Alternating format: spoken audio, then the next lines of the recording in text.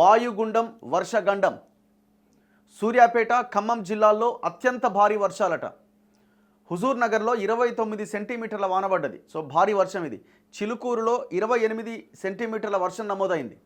కోదాడ వద్ద హైదరాబాద్ విజయవాడ రహదారిపైన నిలిచిపోయిన రాకపోకలు. విజయవాడ వెళ్లే వాహనాలు మిర్యాలగూడ గుంటూరు మీదుగా దారి మళ్లించినట. నేడు రేపు రాష్ట్రంలో రెడ్ అలర్ట్, ఎల్లో అలర్ట్ కాదు, ఆరెంజ్ అలర్ట్ కాదు, దాటింది, రెడ్ అలర్ట్ ప్రకటించారు. అంటే పరిస్థితి చాలా సీరియస్గా ఉన్నది అని చెప్తున్నారు.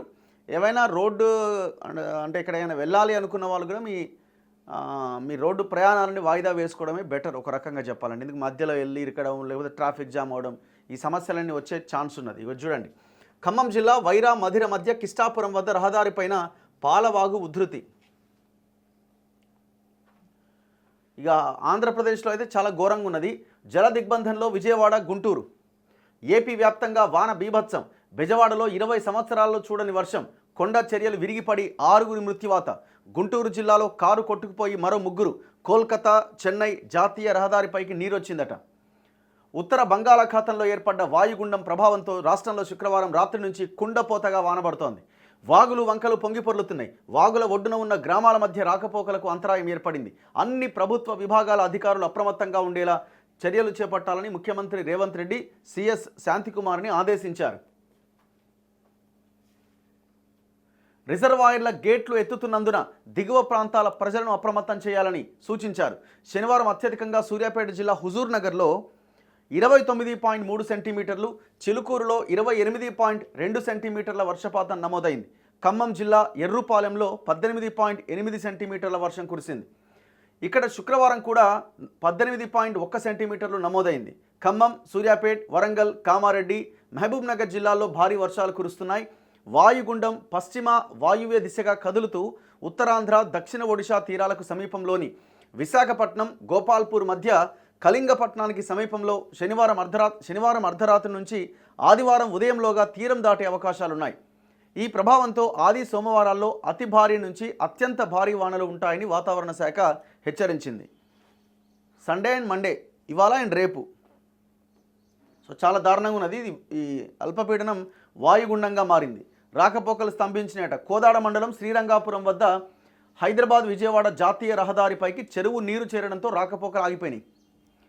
నెక్స్ట్ జగ్గయ్యపేట వద్ద కూడా రోడ్డు బ్లాక్ అయింది. హైదరాబాద్ నుంచి విజయవాడ వెళ్లే వాహనాలు నార్కట్పల్లి నుంచి వయా మిర్యాలగూడ గుంటూరు మీదుగా వెళ్తున్నాయి.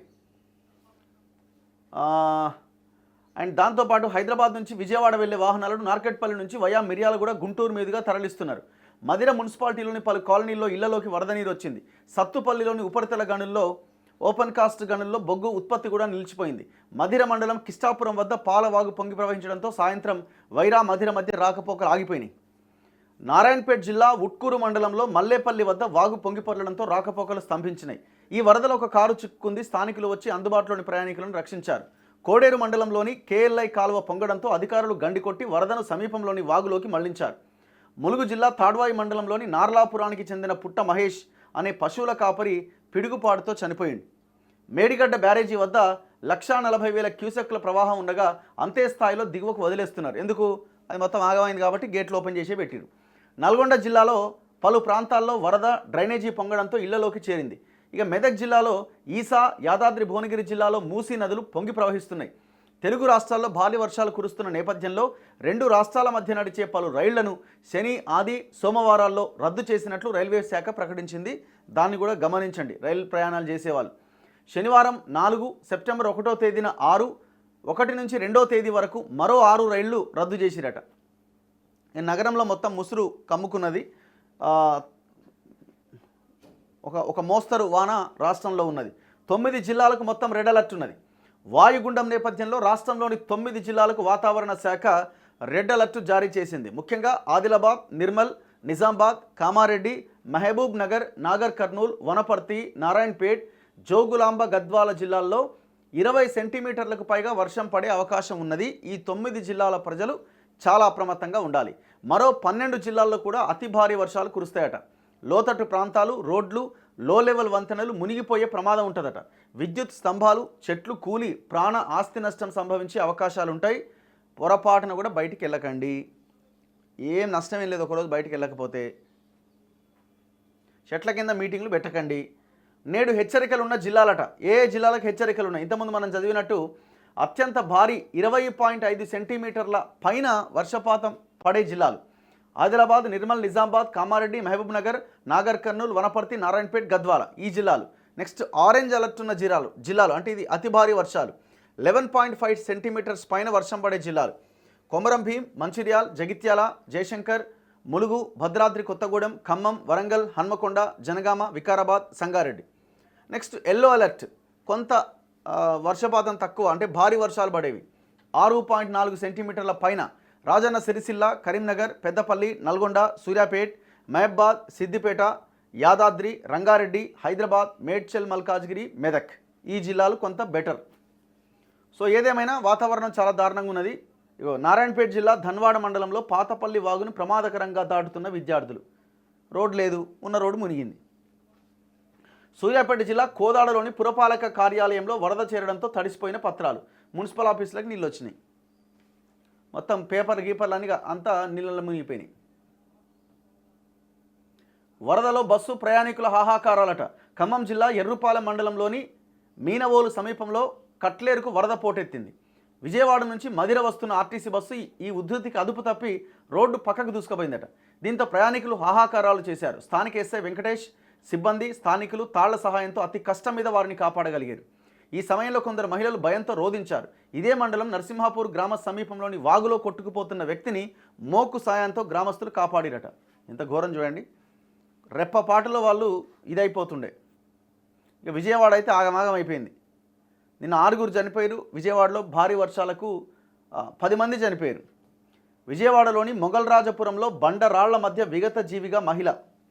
మొత్తం ఎక్కడికక్కడ కొండ చర్యలు విరిగిపడ్డాయి.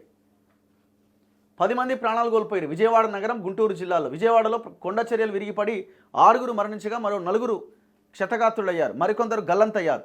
సహాయక చర్యలు కొనసాగుతున్నాయి. విజయవాడ మొగల్రాజపురం సున్నపు బట్టీల సెంటర్లో కొండలు ఆనుకొని కొన్ని నివాసాలు ఉన్నాయట. శనివారం ఉదయం 6 గంటల సమయంలో బండరాళ్లు దొర్లి నివాసాల మీద పడ్డాయి. దీంతో నిద్రలో ఉన్నవారు శిథిలాల కింద నలిగిపోయారు. మృతుల్లో మేఘన, లక్ష్మి, అన్నపూర్ణ, లాలు, పుర్కాయిత్, సంతోష్ ఉన్నారు. అంతా చిన్న చిన్న ఏజ్ వాళ్ళే. మరొకరిని ఇంకా గుర్తించాల్సి ఉంది. ఘోరమైన పరిస్థితి చూడండి. కోల్కతా చెన్నై జాతీయ రహదారి పైన బెంజ్ సర్కిల్ పై వంతెన సమీపంలో జలమయం.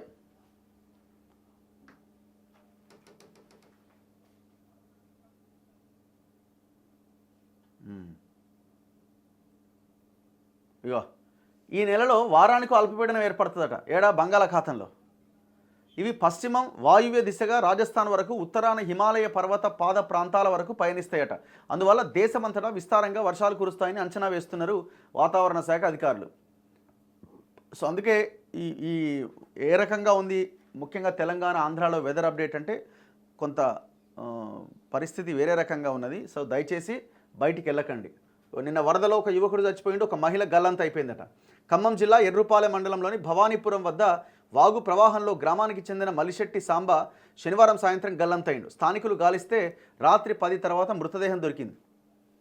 అండ్ మదిర మండలం దెందుకూరులో నన్నెబోయిన పద్మ గేదెలు మేపేందుకు వెళ్ళి సాయంత్రం అయినా తిరిగి రాలే. అండర్ బ్రిడ్జ్ వద్ద వరదలో కొట్టుకుపోయారన్న అనుమానంతో బంధువులు గాలిస్తున్నారు.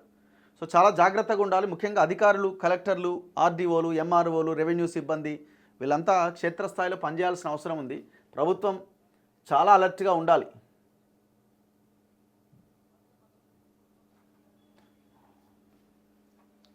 సో హైదరాబాద్లో కూడా ఎప్పుడైనా కుంభవృష్టి పడే అవకాశం ఉందన్న కొన్ని హెచ్చరికలు ఏవో కనిపిస్తున్నాయి. దయచేసి బయటికి రాకండి. పిల్లల్ని అస్సలు బయటికి పంపకండి.